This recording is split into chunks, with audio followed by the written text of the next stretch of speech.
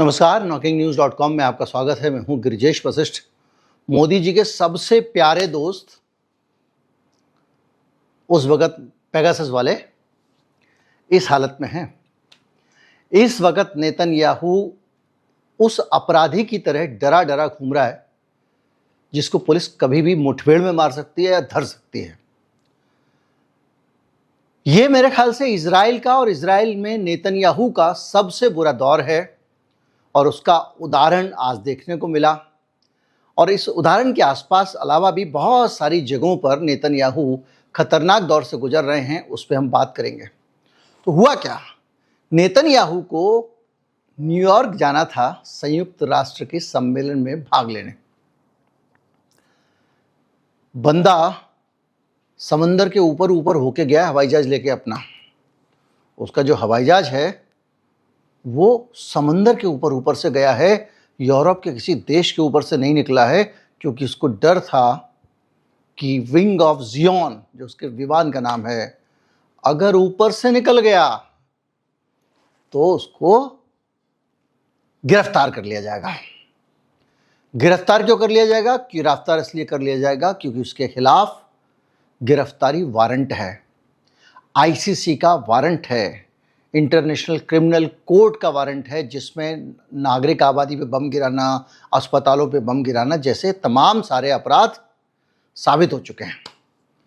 वो तो इजराइल ने वो समझौता आईसीसी का दस्तखत नहीं किया हुआ, वरना इजराइल को खुद अरेस्ट करके देना पड़ता।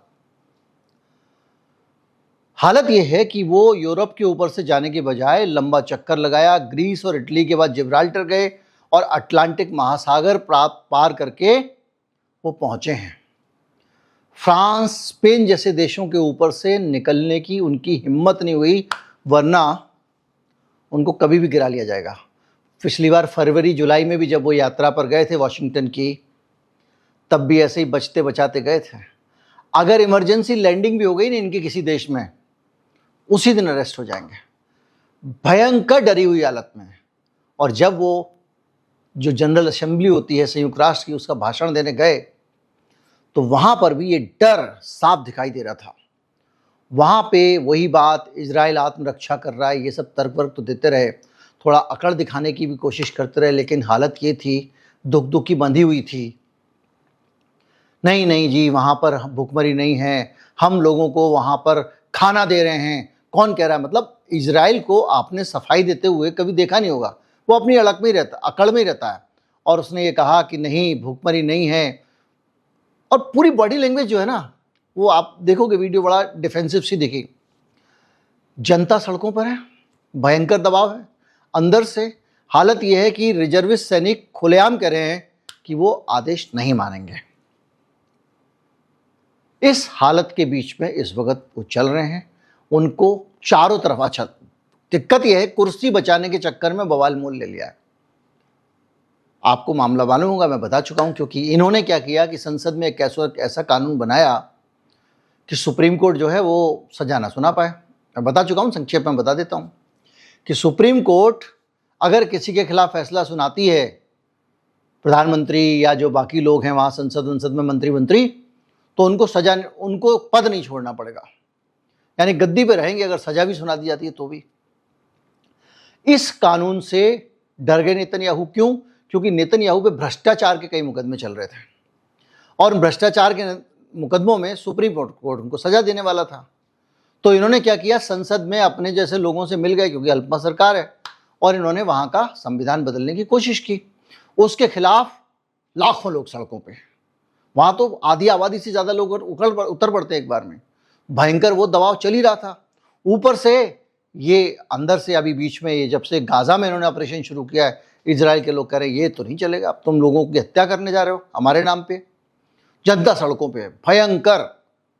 तो प्रेशर है, डर है, अंदर भी डर है, अपने देश में भी डर है। वो भी अपनी एसपीजी सिक्योरिटी लेके घूमते हैं, रूट लग जाता है इस इलाके से जब निकल रहे हैं तो भैया कोई ना आए रास्ते में। हाल ये है कि हूती जो है पंगे बहुत सारे लिए हुए हैं। अच्छा, पंगे बहुत सारे लिए हुए हैं, मोर्चे हर तरफ खोले हुए हैं। इजराइल के चारों तरफ ऐसा कोई भी देश नहीं है जिसको लेकर नेतन्याहू की टेंशन ना हो। अब हूती जो है वो कभी भी, ये हूती पे कुछ करते हैं, ये कम करते हैं, वो ज़्यादा करता है। हालत ये है 22 लोग घायल हो गए। दक्षिण इजराइल में है यूती, आपको पता है, वहां से उन्होंने गिरा दिए ड्रोन से बम, 22 लोग घायल हो गए। अच्छा, इनका ये जो पूरा जो सिस्टम है ना, आयरन डोम वायरन डोम, इस सब का सब लोगों को पता है किसी काम का नहीं है, फालतू का एक फोकस बना हुआ था। लोगों को पता चल गया कैसे इसमें छेद करना है।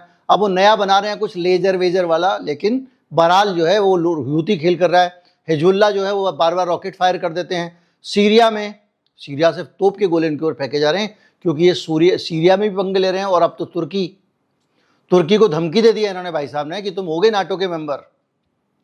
अब आप सोचो, नाटो का मेंबर होने का मतलब यह है कि जितने नाटो के मेंबर हैं, एक पे हमला होता है तो सब पे माना जाएगा। तो अमेरिका को भी इजराइल पे हमला करना पड़ेगा नाटो के मेंबर होने के नाते। उस तुर्की से पंगा ले रहे हैं। तो हालत यह है कि ये इसलिए ले रहे हैं कि जब तक टेंशन रहेगी तब तक कुर्सी रहेगी। लेकिन अब टेंशन इतनी बढ़ गई है कि जान पे बनाई है। वो बचते बचते गली गली होके जा रहे हो यार, समंदर के ऊपर से। हालत यह है कि पूरी तरह से नेटो भी इनके खिलाफ हो गया, सिर्फ तुर्की नहीं, पूरा नेटो। हालत यह है कि फ्रांस, स्पेन फिलिस्तीन को मान्यता दे चुके हैं। जर्मनी ने गाजा में मानवीय सहायता देने के लिए इजराइल पे दबाव डालना शुरू कर दिया है। केवल अमेरिका बचा है और नेतन्याहू, ये एक दूसरे का बचाव करते थे। भाई तू बात चिंता नहीं कर, मैं तेरे साथ हूँ। पता नहीं कौन से जन्म का इनका क्या रिश्ता है। बहरहाल हालत बहुत ख़राब है। और जो छवि एक दमदार सुरक्षाकर्मी की होती थी, वो छवि एक वॉर क्रिमिनल की हो गई है। और वो वाकई इन्होंने जो किया है गाज़ा में, मेरे ख्याल से इतिहास में कभी नहीं हुआ। अब ये अमेरिका का संरक्षण है तो पश्चिमी मीडिया भी बहुत ज़्यादा बच बच के चलता है, क्योंकि पश्चिमी मीडिया अगर कुछ छाप देगा तो उसके ऊपर सेंसरशिप अलग है, उसको बहुत संभल के छापना है। ट्रंप बैठा हुआ है तो वो भी साथ में इनके लगा हुआ है। पर हालात बहुत गंभीर हैं। और जो गंभीर हालात है उसमें जिस दिन विकेट चटका, उस दिन आप देखना क्या होने वाला है। और वो स्थिति आती जा रही है, क्योंकि अब देखिए इन्होंने जो धीरे धीरे फिलिस्तीन को पूरा हड़पने का प्लान बना लिया है। जिस दिन पहला वीडियो मैंने गाज़ा के हमले का बनाया था, आपको बताया था कि ये इस बार गाज़ा को नेतन्याहू इजराइल में मिला लेगा। वो पूरी कोशिश है उसकी। जब तक वहाँ पे हमास से अभी भी रेजिस्टेंस मिल रहा है, इतने समय से वो लड़ रहा है इनसे, जबकि उसके पास में कोई बाहरी सहायता नहीं, कुछ नहीं है, अपने दम पे लड़ रहा है। ऐसी जगह पे है जो चारों तरफ से घिरा हुआ है, ना तो वहाँ के लोग बाहर जा सकते हैं ना अंदर आ सकते हैं, किसी दूसरे देश में और इजराइल में भी नहीं। तो वहाँ पर जो है वो इस वक्त सिचुएशन जो है भयंकर है। और इसको एक गलती का है सवाल, ड्रोन इसके घर पे जाके हिट कर चुके हैं, याद कीजिए। हूती जो है वो अपने इसके एकदम नज़दीक जाके मिसाइल गिरा चुका है। और वहाँ आप देख ही रहे हैं, इसीलिए इसने क्या किया कि संयुक्त राष्ट्र में अपने जो भाषण हुआ उसको गाज़ा के सारे मोबाइल फ़ोन हैक कर लिए गए और उन सारे मोबाइल फ़ोन पे इसके भाषण का प्रसारण हुआ है। देखो पूरे गाज़ा और पूरे इजराइल को आप सोचिए, तानाशाही की हद होती है। और ये खुद जो है वो 7 अक्टूबर की नाकामी जो है उसमें घिरा हुआ। अब संयुक्त राष्ट्र का हाल देख लो। संयुक्त राष्ट्र में भाई साहब का भाषण हो रहा है, ये जो कुछ बोल रहे थे अपने लोगों को ज़बरदस्ती सुनवा रहे थे, लेकिन इनका भाषण सुनने वाला वहाँ पर अमेरिका के अलावा कोई नहीं था। अमेरिका के ही प्रतिनिधि बैठे हुए थे, वही भाषण सुन रहे थे, वही तालियां बजा रहे थे। सभी देश इनका उद्घाटन करके चले गए। 40 से ज़्यादा देशों के प्रतिनिधि हॉल से उठ के चले गए। खाली सीटों पे बैठ के नेतन्याहू भाषण दे रहा है। उसने कहा इजराइल पर नरसंहार का आरोप लगाते हैं और तमाम पुरानी बातें, लेकिन निचोड़ था सफाई। इजराइल के गले में आतंकवादी राज्य नहीं ठूंसा जा सकता। मतलब कुल मिला के जिस दिन हमला हुआ था पहली बार, मैंने आपको बताया था कि इसका प्लान जो है वो यही है कि ये फ़िलिस्तीन को कब्जा करेगा पूरी तरह से। और अब उस तरह चीज़ें दिख रही हैं। उधर वेस्ट बैंक वाले जो हैं वो अपनी ही राग अना पे हुए हैं, वो हमास के खिलाफ है। हमास तो नेतन्याहू का खड़ा किया हुआ है। और मैंने उस वक्त आपको ये भी बताया था कि ये जो हमला हुआ है पूरा का पूरा गाज़ा से हमास का, ये भी कहीं ना कहीं नेतन्याहू की या तो बैड प्लानिंग या जानबूझकर की गई गलतियों का नतीजा है। क्योंकि जिस तरह से वहाँ पर एक्सरसाइज चल रही थी, इस हमले की प्रैक्टिस चल रही थी, सारी चीज़ों की जानकारी अखबारों तक में छपी थी, नेतन्याहू को इन्फॉर्मेशन नहीं थी, नेतन्याहू उसको इग्नोर कर रहे थे, वरना 7 अक्टूबर का हमला होता ही नहीं। तो ऐसी बहुत सारी चीज़ें ये संकेत करती हैं कि नेतन्याहू एक भयंकर टाइप के विलेन बन चुके हैं। बार बार नक्शा दिखाया, QR कोड लगाया,